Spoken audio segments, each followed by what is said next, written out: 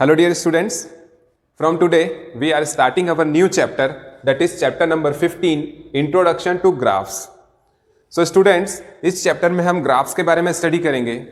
जैसा कि chapter number 5 data handling में हम ग्राफ्स के बारे में स्टडी कर चुके हैं।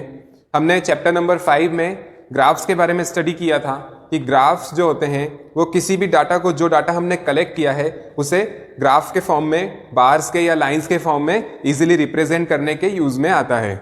या फिर कोई पिक्चर्स या बार ग्राफ दिया होगा हमारे सामने तो हम उससे इजीली किसी भी डाटा को समझ सकते हैं और उसे टेबुलर फॉर्म में हम कन्वर्ट कर सकते हैं।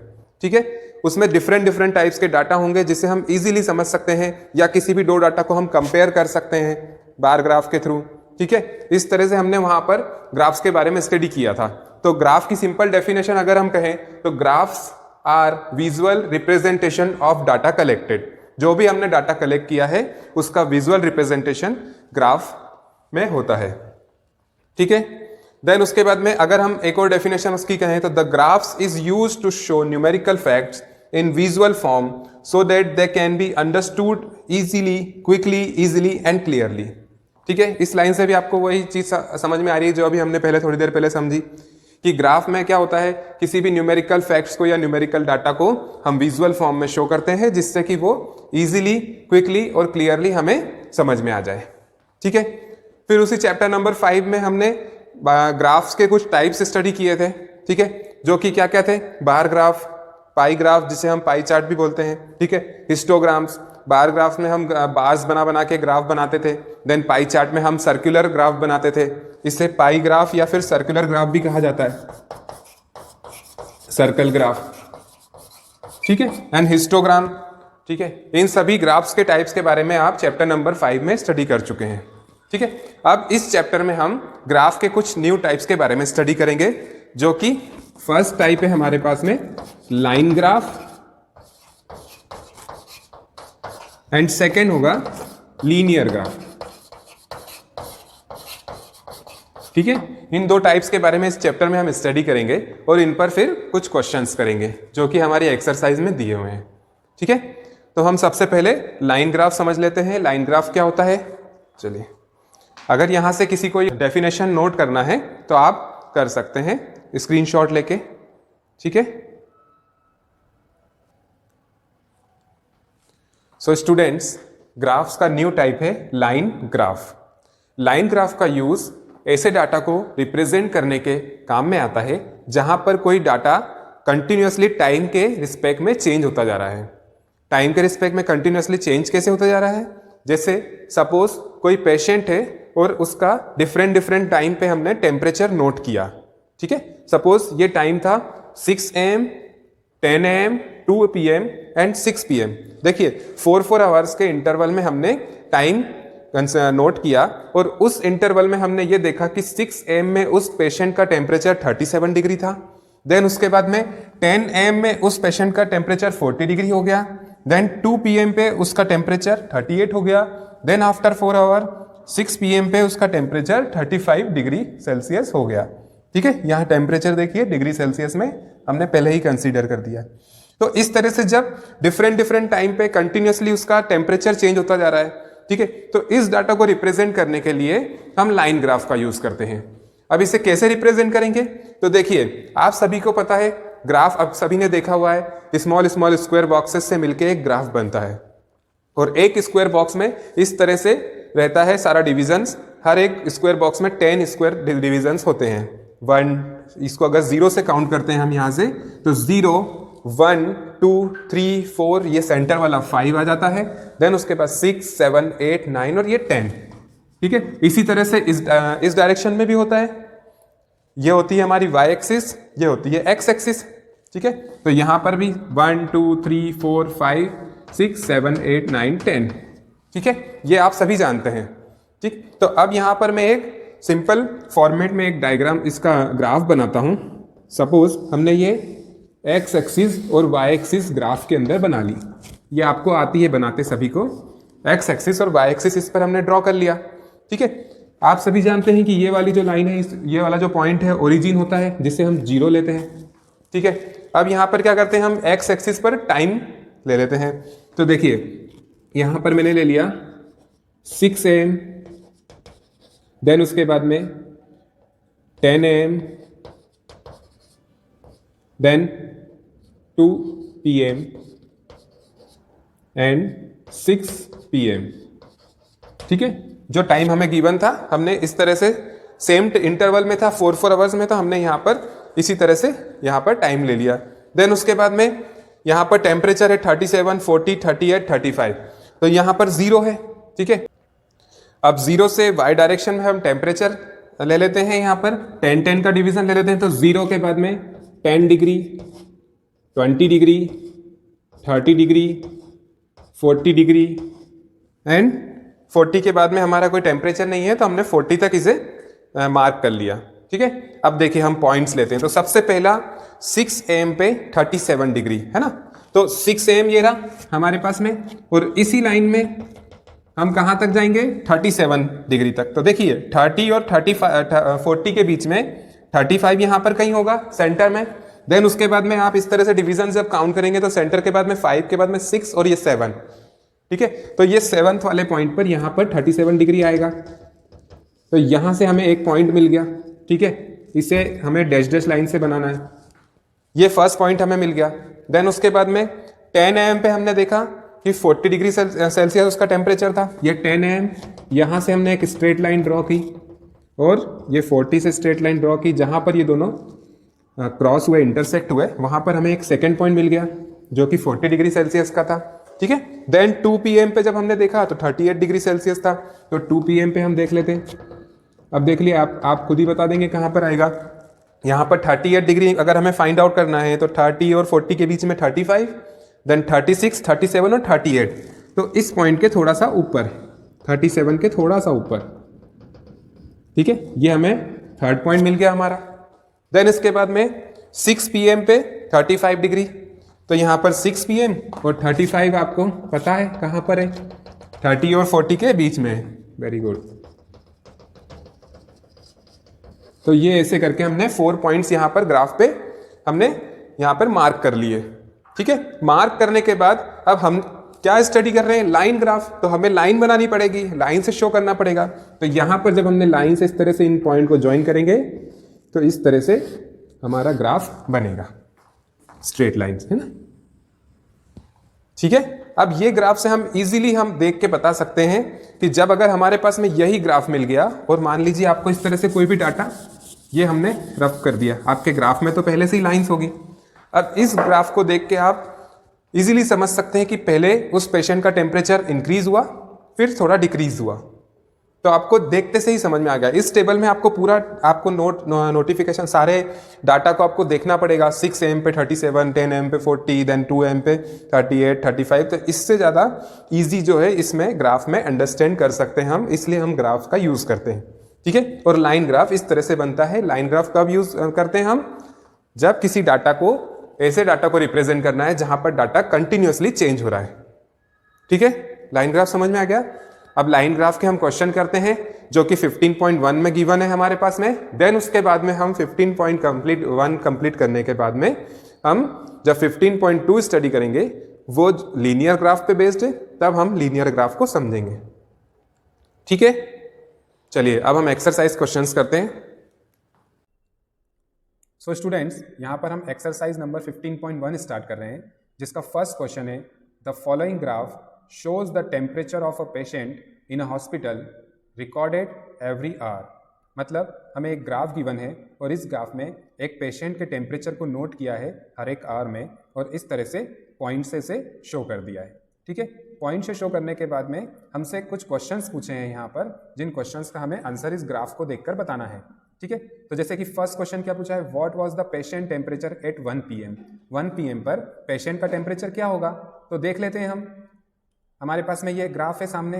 ठीक है, ग्राफ में हम देखेंगे कि यहाँ पर टाइम दिया हुआ है हमें एक्स एक्सिस पर और टेम्परेचर दिया हुआ है वाई एक्सिस पर। ठीक है, और यहाँ से हमें देखा जब हमने तो 1 PM यहाँ पर दिया हुआ है। इस 1 PM से जो एक लाइन जा रही है ऊपर की तरफ, यहाँ से हमने एक लाइन ड्रॉ की और इस पॉइंट तक हम पहुँचे। ये पॉइंट हमने फाइंड आउट कर लिया कि ये पॉइंट हमारे पास में है। ठीक है, देन इस पॉइंट से हमने वाई एक्सिस की तरफ एक लाइन ड्रॉ की जो कि पैरेलल होगी एक्स एक्सिस के, ठीक है, ये एक्स एक्सिस है हमारे पास में, एक्स एक्सिस के पैरेलल एक स्ट्रेट लाइन ड्रॉ की और देखा यहाँ पर हमें एक पॉइंट मिल गया जो कि वाई एक्सिस पर इन टेम्परेचर वाली लाइन पर मिल गया।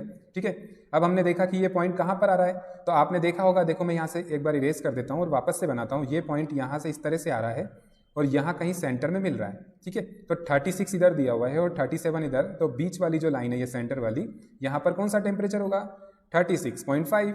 ठीक है, आप लोगों को इतना तो डाटा हैंडलिंग में हमने स्टडी किया है तो थोड़ा बहुत तो आइडिया है। ठीक है, तो यहाँ से हमें जो ये पॉइंट मिला है ये कहाँ पर, तो इससे हमें ये पता चला कि ए वाले क्वेश्चन में जो हमें पूछा है कि पेशेंट का टेम्परेचर 1 PM पर कितना होगा, 36.5 डिग्री सेल्सियस। ठीक है, नाउ अब बी क्वेश्चन देख, when was the patient temperature 38.5 degree Celsius. 38.5 degree Celsius कब होगा पेशेंट का टेम्परेचर, तो देख लेते हैं हम। यहाँ पर देखिए 38 कहाँ पर आ रहा है, ये रहा 38 के बाद में 38.5 कहाँ पर आएगा, यहाँ पर सेंटर वाली लाइन पे, और इस लाइन को जब हमने देखा आगे बढ़ाकर तो यहाँ पर हमें ये पॉइंट फाइंड आउट हुआ। ठीक है, ये पॉइंट को जब हमने टाइम वाली एक्सिस पर मिलाया, इस तरह से स्ट्रेट लाइन लेके जाएंगे हम। ठीक है, यहाँ पर हो सकता है कि थोड़ी सी कुछ मिसमैच हो रही हो लाइन, लेकिन आप लोग जब स्केल से बनाएंगे तो एकदम एक्यूरेट लाइन आएगी। और यहाँ पर देखेंगे कि इस तरह से यहाँ पर आपको ये पॉइंट गेट हुआ और आपने देखा कि यहाँ पर जो टाइम था वो कितना था, 12 नून। तो बस बी का आंसर हमारे पास में आ जाएगा 12 नून। ठीक है, देन उसके बाद में सी वाले क्वेश्चन में देखते हैं हमसे क्या पूछा है। The patients temperature was the same 2 times during the period given, what were this 2 time. मतलब इस क्वेश्चन में हमसे ये पूछा है कि पेशेंट का जो टेम्परेचर है वो किसी पीरियड टाइम में सेम हुआ है ना, सेम है, और वो किस समय पे है। देखते हैं हम यहाँ पर, देखिए यहाँ पर क्या टेम्परेचर था, 35.5, यहाँ पर 36, देन यहाँ पर 39, देन यहाँ पर 38.5, और यहाँ पर देखिए 36.5 और यहाँ पर भी 36.5, ये सेम लाइन में आ रहे हैं, है ना। देन यहाँ पर फिर चेंज हो गया 37 डिग्री सेल्सियस। तो यहाँ से हमें एक चीज़ क्लियर हुई कि जब भी कोई लाइन एक्स एक्सिस या टाइम एक्सिस के पैरेलल होगी तो यहाँ पर उसका टेम्परेचर सेम हो रहा है। ठीक है, तो यहाँ से देखा जब हमने इस पॉइंट को, तो देखा कि ये टेम्परेचर दोनों पॉइंट पर सेम था। ठीक है, तो यहाँ से हमें क्या पता चल गया कि इस पोर्शन में, इस टाइम पीरियड में जो पेशेंट का टेम्परेचर है वो सेम है।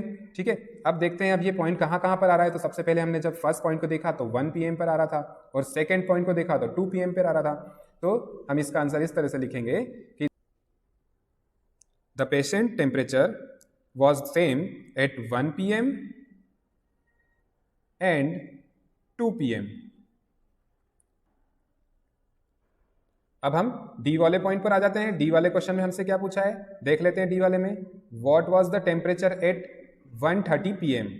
How did you arrive at your answer? ठीक है, यहाँ पर हमें से ये पूछा है कि 1:30 PM पर टेम्परेचर कितना था उस पेशेंट का, और आपने आपका आंसर कैसे अराइव किया, ये कैसे आपने फाइंड आउट किया। ठीक है, तो देखते हैं हम 1:30 PM कहाँ पर आएगा। देखिए नीचे ये 1 PM और 2 PM के बीच में यहाँ पर सेंटर वाली जो पॉइंट है, सेंटर वाला जो इसका पॉइंट, यहाँ पर 1.30 PM होगा। ठीक है, देन यहाँ पर जब हमने इस लाइन को ऊपर की तरफ बढ़ाया तो देखा कि यहाँ पर तो कोई पॉइंट नहीं था, लेकिन यहाँ से यहाँ तक एक लाइन गिवन है हमारे पास में। ठीक है, ये वाली लाइन, और यहाँ पर टेम्परेचर कितना था अभी हमने फाइंड आउट किया था, 36.5 डिग्री सेल्सियस, और यहाँ पर भी उतना ही था। तो यहाँ से यहाँ तक उसका टेम्परेचर सेम है, अभी जस्ट हमने इसके पहले वाले पॉइंट में देखा था। ठीक है, तो जब सेम है तो यहाँ पर जो सेंटर पॉइंट है वहाँ पर भी उतना ही रहेगा वो। ठीक है, तो यहाँ से हमें ये पता चला कि डी का आंसर क्या हो जाएगा, 36.5 डिग्री सेल्सियस। एंड हमने सेकेंड वाले पॉइंट का आंसर कैसे देंगे, how did you arrive at your answer, because यहाँ पर हम लिखेंगे because the temperature of patient at 1 PM to 2 PM was same। ठीक, मैं आपको इसके PDF नोट्स भी सेंड करूंगा जिसमें इनके आंसर्स गिवन होंगे, वहां से आप लोग उसे सिस्टमेटिकली अपने नोटबुक में लिख सकते हैं। ठीक है, फिलहाल अभी हमें ये क्वेश्चन समझना है यहाँ पर, और अगर आपको किसी भी पॉइंट पर समझ में नहीं आ रहा है, कहीं पर भी कोई डाउट आता है तो आप मुझे कॉल करके या मैसेज करके पूछ सकते हैं। ठीक है, चलिए अब ई वाले क्वेश्चन पे आ जाते हैं हम। जो ई वाला पॉइंट है हमारे पास में, उसमें पूछा है during which periods did the patient temperature showed an upward trend. मतलब जो ग्राफ हमें गिवन है उसमें किस पीरियड्स में पेशेंट का जो टेम्परेचर है वो अपवर्ड ट्रेंड में शो हुआ है, मतलब इंक्रीज होता हुआ दिख रहा है। तो देखिए एक यहाँ पर इंक्रीज होता हुआ दिख रहा है इस ट्रेंड में, एक इस ट्रेंड में इंक्रीज होता हुआ दिख रहा है, देन ये तो डाउनवर्ड डायरेक्शन में जा रहा है, देन और यहाँ पर अपवर्ड डायरेक्शन में जाता हुआ टेम्परेचर उसका दिख रहा है। ठीक है, तो अब देखते हैं, हम पॉइंट शो कर लेते हैं। सबसे फर्स्ट जो लाइन है ये यहाँ से यहाँ तक अपवर्ड ट्रेंड में बढ़ी, यहाँ से यहाँ तक, तो हमारे पास में फर्स्ट पॉइंट ये है और सेकेंड पॉइंट ये है। ये कहाँ पर आया, यहाँ से जब हमने इसका टाइम देखा तो देखा 9 PM से लेके 10 AM तक आ रहा था, तो ई वाले का आ जाएगा 9 AM टू 10 AM। देन उसके बाद में यहाँ पर भी इंक्रीज हो रहा है, देखिए यहाँ से लेके यहाँ तक, तो यहाँ पर फर्स्ट पॉइंट ये रहा, सेकेंड पॉइंट ये रहा, तो यहाँ से यहाँ तक मतलब 10 AM से लेके 11 AM पर भी इंक्रीज हुआ। तो सेकेंड वाले पॉइंट में और भी लिख देंगे, क्योंकि यहाँ पर हमसे क्या पूछा है, पीरियड्स ऑफ टाइम पूछा है, AM टू 11 AM। ठीक है, देन उसके बाद में यहाँ पर सेकेंड थर्ड वाला पॉइंट और देखते हैं। यहाँ पर देखिए ये तो डाउनवर्ड डायरेक्शन में चला गया, ये भी डाउनवर्ड में चला गया, ये स्ट्रेट चला गया, यहाँ से ये अपवर्ड ट्रेंड वापस से आया। ठीक है, तो इस वाले पोर्शन में हमने देखा कि ये पॉइंट कहाँ पर आ रहा है, 2 PM पे। देखिए यहाँ पे से स्ट्रेट लाइन जब ड्रॉ करेंगे तो 2 PM पे एंड 3 PM पे। ठीक है, तो एक और पॉइंट हो जाएगा इसका, कॉमा लगा के यहाँ पर आएगा नहीं है, इसमें शो नहीं हो रहा है। ठीक है, यहाँ से जब आप लिखेंगे तो 2 PM टू 3 PM, ये 3 ऐसे पॉइंट है जहां पर कि अपवर्ड ट्रेंड हमें शो हो रहा है। ठीक है, तो इस तरह से ये ग्राफ वाले क्वेश्चंस हमें करना है। अब हम इसका नेक्स्ट क्वेश्चन करके देखते हैं, ताकि हमें कुछ भी अगर यहाँ पर कोई डाउट बचा होगा हमारा तो वहां पर क्लियर हो जाएगा। ठीक है, सो स्टूडेंट्स, यहाँ पर हमारा सेकेंड क्वेश्चन है, the following line graphs shows the yearly sale figures for a manufacturing company. मतलब हमें एक ग्राफ गिवन है और इस ग्राफ में एक कंपनी के सेल्स फिगर का लाइन ग्राफ हमें दिया हुआ है, और यहाँ से इस ग्राफ को देखकर हमें इसके क्वेश्चंस के आंसर्स देना है। ठीक है, तो देखते हैं हम सबसे पहले वाला जो फर्स्ट क्वेश्चन है हमारा ए वाला पॉइंट, उसमें हमसे क्या पूछा है, what were the sale in 2001 and 2006। 2001 और 2006 में क्या क्या सेल रही है। तो देखिए यहाँ पर हमें ईयर्स दे रखे हैं एक्स एक्सिस में, और यहाँ पर हमें सेल्स दे रखी है वाई एक्सिस में। ठीक है, अब हम फाइंड आउट करते हैं। तो सबसे पहले हम पॉइंट्स लेंगे। देखिए सबसे पहले हमें क्या पूछा है, 2002 में पूछा है यहाँ पर, तो 2002 कहाँ पर है, ये रहा। ठीक है, यहाँ पर हमारे पास में 2002 है। ये पॉइंट जैसे ही हम स्ट्रेट लाइन हम बनाएंगे तो हमारे पास में ये पॉइंट मिल गया, और यहाँ पर सेल कितनी थी, 4, तो 4, और ये 4 किस फॉर्म में है, तो देखिए यहाँ पर क्या लिखा है, सेल्स इन रुपीज करोर्स। ठीक है, तो यहाँ पर हम लिख देंगे 4 करोर्स। ठीक है, ये फर्स्ट का आंसर मिल गया हमें। देन सेकंड का आंसर देख लेते हैं। तो देखिए 2006 यहाँ पर पूछा है हमसे, 2006 में, तो देखिए ये 2006 ये रहा। यहाँ से जब हम एक स्ट्रेट लाइन ड्रॉ करेंगे तो हमें ये पॉइंट मिला।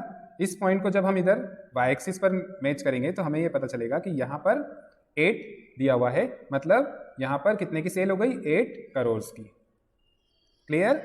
देन यहाँ पर आप सेकंड क्वेश्चन पर, सेकंड बी वाले पॉइंट पर आते हैं हम। यहाँ पर क्या पूछा है, what were the sale in 2003 and 2005। तो ये आप फाइंड आउट कर सकते हैं, इसको फाइंड आउट करिएगा और फिर चेक करिएगा पीडीएफ से करेक्ट आ रहा है या नहीं।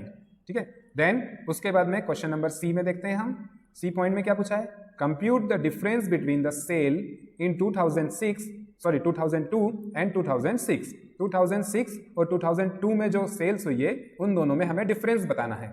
तो डिफरेंस बताना है तो सिंपल है, डिफरेंस मतलब क्या करना रहता है, सब्ट्रैक्ट, है ना। अब डिफरेंस किस किस का, 2002 का। तो 2002 में कितनी सेल थी, ये देखिए 2002 में यहाँ पर हमने देखा था 4 सेल थी, और 2006 में कितनी सेल थी, 8 सेल थी। ये हमने पहले ही फाइंड आउट कर रखा है यहाँ पर। ठीक है, तो सी वाले में क्या करेंगे हम, 8 - 4 मतलब 4 करोड़ का डिफरेंस आया है यहाँ पर। ठीक है, अब नेक्स्ट क्वेश्चन देखते हैं, डी वाला पॉइंट।